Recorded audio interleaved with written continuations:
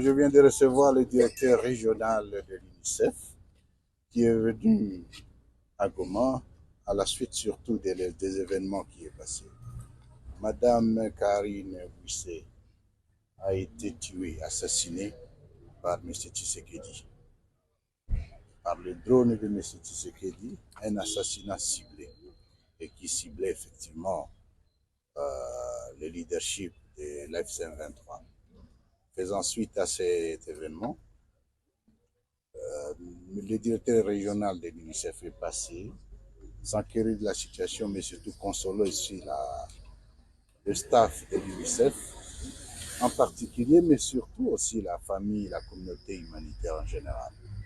C'était aussi l'occasion pour voir les perspectives dans la suite des travaux où nous avons garanti à toute la communauté humanitaire l'accès, la sécurité, mais surtout particulièrement la protection en ce qui concerne les enfants, les femmes, les personnes, la population civile en général, mais aussi pour leur montrer en termes de perspective que la consolidation ou la stabilisation qui est en cours dans l'espace libéré devra être consolidée.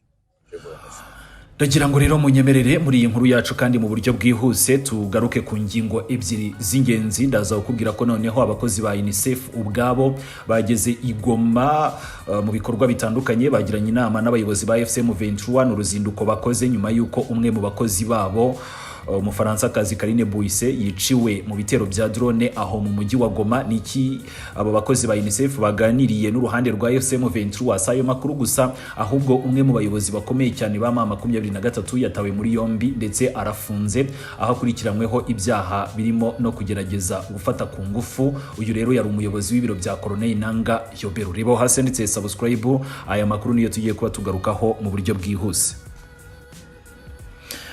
Ni mu gihe umutwe wa FCM 23 ukomeje ibikorwa bya gisirikare mu burasirazuba bwa Repubulika Iharanira Demokarasi ya Kongo, havutse indi nkuru ikomeye cyane ijyanye n'imyitwarire ya bamwe mu bayobozi b'uwo mutwe wa FCM 23. Amakuru aturuka mu nzego zegereye uwo mutwe aragaragaza ko uwitwa Yannick Chisola Kwasa Mukwenu, uyu rero yari umuyobozi w'ibiro bya Colonel Nanga, umuhuzabikorwa mukuru wa FCM 23, yirukanwe mu mirimo ye by'agateganyo.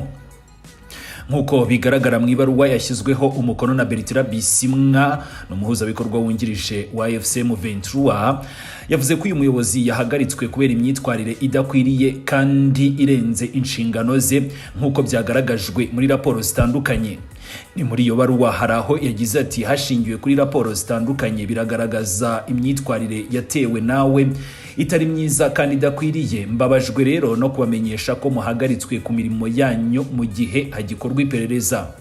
Ibi yabivuze nk'icyemezo cyo kumuhagarika cyafashwe mu rwego rwo gutanga umwanya w'iperereza ndetse no kubyahashinjwa. Amakuru yizewe aturuka mu bakurikiranira bya hafi amakuru yo muri mama 23 yemeza ko uyu Yannick Chisola amaze iminsi afunzwe mu mujyi wa Goma aho akurikiranyweho icyaha cyo gushaka gusambanya ku gahato.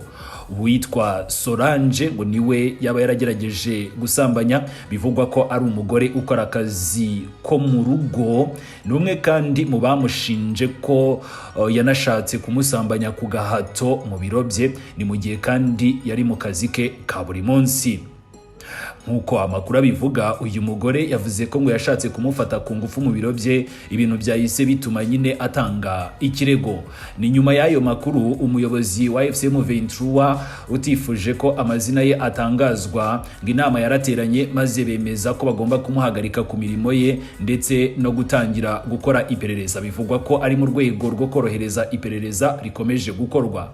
Iyi nkuru ije mu gihe FCM 23 irimo kwigaragaza nk'umutwe ushaka kwiyubaka mu buryo bwa politiki n'ubuyobozi, gufata icyemezo cyo guhagarika umwe mu bayobozi bakuru bawo ndetse agafungwa bishobora gusobanurwa nk'intambwe igamije kwerekana ko hakiriho ibijyanye no kubazanya inshingano cyangwa se accountability mu bayobozi ba FCM 23 ndetse ko nta ufite uburenganzira bwo gukora ibyo ashaka yewe rero no kugerageza kubahiriza amahame y'imiyoborere. Ariko kandi ibi bishobora no gutuma hibazwa byinshi ku mikorere y'imyitwarire y'abayobozi b'uyu mutwe. Kugeza ubu nta makuru arambuye yaratangazwa ku bijyanye n'iperereza rigikomeje, ariko biravugwa ko inzego z'uyu mutwe zirimo gukurikirana iki kibazo mu buryo bwihariye. Icyizere nuko iperereza nyine rigomba gutanga ukuri ku byabaye ndetse hagafatwa ibyemezo bikwiriye hashingiwe ku mategeko. Iyi nkuru iragaragaza imitwe yitwaje intwaro ishobora guhuza ibibazo by'imyitwarire n'abayobozi bayo kandi mu buryo bukemura ibibazo, kandi bikagaragaza ko ari umutwe wiyemeje gushyira imbere ubutabera. Ni mu gihe iperereza rigikomeje, amaso yose kuri ubu ngubu ahanzwe AFCM 23 n'ubuyobozi bw'uyu mutwe, ni mu rwego rwo kugaragaza uko bazitwara muri iki kibazo. Ni muri urwo rwego kandi ubuyobozi bwa FCM 23 bwakiriye igoma ku cyicaro gikuru cy'ubuyobozi bwa politiki bw'uyu mutwe intumwa za UNICEF zari zaje gusuzuma uko ibibazo by'ubutabazi bihagaze mu bice bivugwa ko byabohowe bikaba bigenzurwa na FCM 23. Iyi nama yabereye imbere y'abayobozi bakuru b'uyu mutwe harimo n'umuhuzabikorwa mukuru Colonel Nanga Yoberu, cyo kimwe n'abandi bayobozi batandukanye barimo na Bertrand Bisimwa. Ibintu byagaragaje uburemere bwari bwahawe iyi nama cyangwa se uru ruzinduko rwaje nyuma y'uko ibitero bya drone bihitanye bamwe mu bakozi ba UNICEF. Uku gusurwa n'ubuyobozi bukuru bwa UNICEF mu bice bigenzurwa na FCM 23 birajyana nuko n'ubundi hari imirimo yo gutanga ubutabazi ikomeje, ndetse n'urupfu rwa Karine Boyce, umukozi mu by'ubutabazi uherutse kwicirwa igoma mu bitero bya drone. Ibitero n'ibisasu bikomeje kugabwa mu bice bitandukanye bigenzurwa na FCM 23 ni bumwe mu byaganiriweho. Ibi kandi bikaba bijyana nuko bikomeje guteza impungenge zikomeye ku miryango itanga ubutabazi, ibituma habaho gukenera gusuzuma uko ibintu byifashe ku butaka ndetse no kureba uko ubufatanye bwakomeza. Iyi nkuru ivuga ko mu bice bitandukanye ngo habaye ubwicanyi bwibasiriye abasivile, habaye ibitero by'ibisasu bidatoranya ndetse n'ihohoterwa rikabije. Ibi byose rero byatumye ikibazo cy'ubutabazi kirushaho gukomera. Ni mu rwego rwo guhangana n'ibibazo AFCM 23 ngo yongeye kugaragaza ko yiteguye gukorana n'imiryango mpuzamahanga hagamijwe gutuma ibikorwa by'ubutabazi bikorwa neza ndetse no kubungabunga umutekano w'abaturage. Abakozi ba UNICEF basuye aho icyo gitero cyagabwe, yewe rero banaganirizwa ku bijyanye n'uko icyo gitero cyakozwe, banakora amaperereza yabo, aho biteganyijwe ko byanze bikunze mu minsi iri imbere tuzamenya icyabivuyemo. Ni mu biganiro kandi byabaye intumwa za UNICEF zabonye ibikorwa bivugwa ko byashyizweho na FCM 23 mu rwego rwo kurinda abasivile, gutuma ibikorwa by'ubutabazi bigerwaho. Hakaba hatanzwe kandi icyizere cy'uko byanze bikunze ibibazo by'ubutabazi ko bigomba gukomeza gushakirwa umuti. Abakozi b'imiryango ikora mu bikorwa by'ubutabazi bagakomeza kurindirwa umutekano, abaturage cyane cyane abagore n'abana nabo bakarindwa muri ibi bihe by'intambara. Umuyobozi wa UNICEF yatanze ubutumwa bw'ihumure ku muryango wa nyakwigendera Karine Boyce ndetse no ku muryango mugari w'abakora ibikorwa by'ubutabazi muri rusange. Akaba yashimye kandi ibikorwa bigamije kurinda icyubahiro cy'abaturage no kubungabunga umutekano wabo. Ni muri ibi biganiro hashyizwe imbere kubahiriza amahame agenga ibikorwa by'ubutabazi ndetse no gukomeza kunoza uburyo bwo kurinda abaturage mu bikorwa byose. Uru ruzinduko ntirwagarukiye ku gusuzuma ibihari gusa, ahubwo rwafunguye n'inzira zo gukomeza ibikorwa by'ubutabazi ndetse no kugarura ituze mu karere.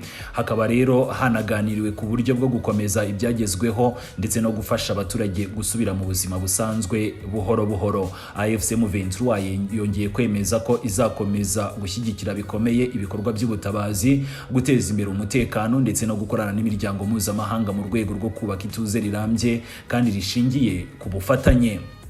Kuba UNICEF yageze igoma birafatwa nk'ikimenyetso gikomeye cy'uko ibiganiro bikomeje n'ubufatanye bugamije gufasha abaturage. Ni mu gihe akarere kugarijwe n'ibibazo byinshi, ubufasha bushobora gufasha mu gukemura ibibazo byihutirwa no gushyiraho umusingi w'ituze rirambye. Ni muri rusange uru ruzinduko ruragaragaza ko nubwo hari ibibazo bikomeye kandi bikomeje, ariko nanone haracyari icyizere gishingiye ku bufatanye hagati y'inzego zigenzura ibice n'imiryango mpuzamahanga hagamijwe kurengera ubuzima bw'abaturage ndetse no kubaka amahoro arambye.